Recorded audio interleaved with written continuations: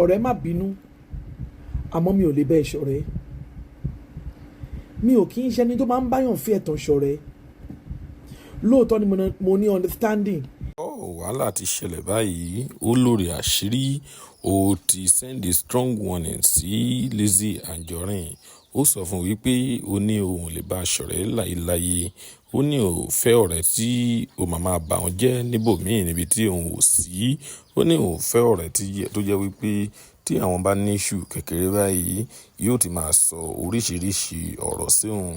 Ó ní òun lè bá ṣọ̀rẹ́ o. Ó ní kì í ṣe ọ̀rẹ́ òun láyéláyé. Ẹ̀yin èèyàn wa ẹ ṣáà fi ara balẹ̀ kí ẹ wo fídíò yìí torí wípé arábìnrin tí a ń pè ní olórí àṣírí ó sọ pẹlẹbẹ ọ̀rọ̀ nínú fídíò yìí. Ẹ má bá mi ká lọ. Màmá play fídíò náà fún yín nísìnyí. Ipe tí tẹnìkan bá bàjẹ́ tẹnìkan ò lè dá.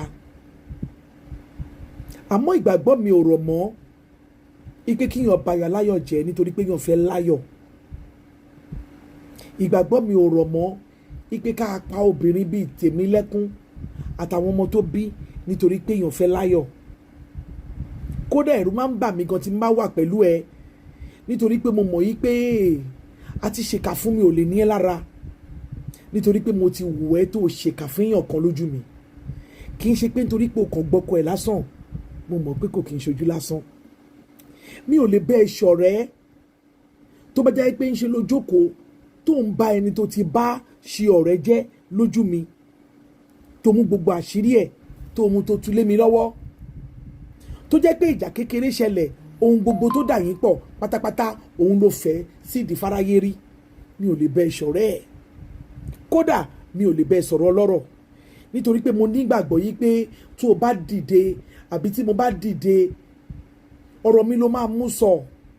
Tó bá sọ fún mi bí kí n jókòó síbi gangan pò ń bọ̀, ẹ̀rù á máa bà mí pé ó lọ pa àwọn ènìyàn tó máa pa mí wá pa mí. Mi ò lè bẹ́ẹ̀ ṣọ̀rẹ́ ẹ̀. Nígbà tó jẹ́ pé mo mọ̀ wípé tó bá rí ọ̀rẹ́ ẹ ńṣe ló máa yọ̀ mọ́, tó inú ẹ máa dùn, tó máa pọ́nlé níta gbangba, àmọ́ tó bá dẹ́yìn ojú mi ló ti ń bọ̀ ọ̀rẹ́ ẹ jẹ́. Mi ò lè bẹ́ẹ̀ ṣọ̀rẹ́. Ọ̀rẹ́ wo ò lè wọ̀, ọkàn mi ò lè balẹ̀ nítorí pé mo mọ̀ pé tó bá rí kú wà pa mí. Má bínú sí mi ọ̀rẹ́, mi kàn lè bẹ́ẹ̀ ṣọ̀rẹ́ ni. I wish you all the best, bọ̀ sún síwájú. Ire o.